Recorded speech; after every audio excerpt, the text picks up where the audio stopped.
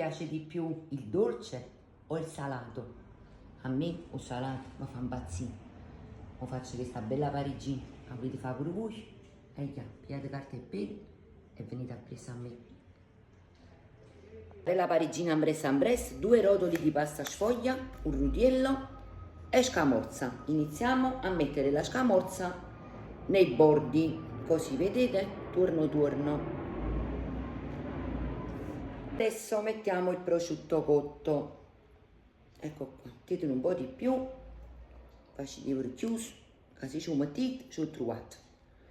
Sempre arrivate anche al bordo, così il bordo sarà bello pieno. Unite un po' di salsa di pomodoro, a me mi piace questa qua di datterino, che è troppo bella, è una passata di datterino, un po' più perché viene bella zuccoso. Tutto, scamorza, pomodoro e mo parmigiano, se vi piace, se non vi piace non ci mettete. Fodille ruogli, se vi piace. L'altro po' di scamorza al centro, ecco qua. Adesso coprite con l'altro rotolo di pasta sfoglia e guardate la carta.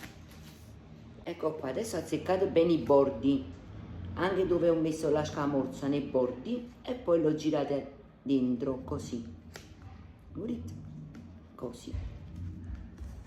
Ecco qua, io l'ho chiusa, adesso ci faccio un po' di buchetti così non si abboffa.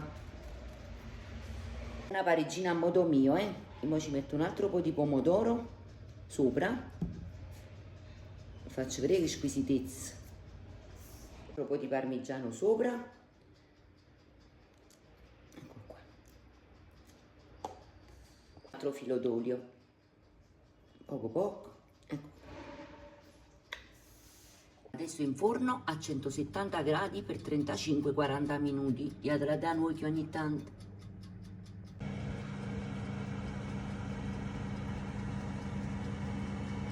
Eccola qua ragazzi, la parigina di Maria.